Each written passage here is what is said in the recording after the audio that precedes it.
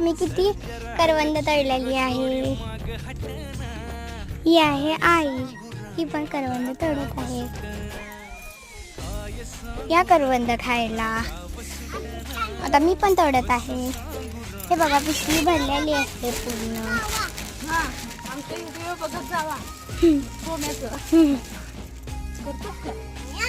हे बघा मी तोडत आहे करवंद. छान असा निसर्ग आहे.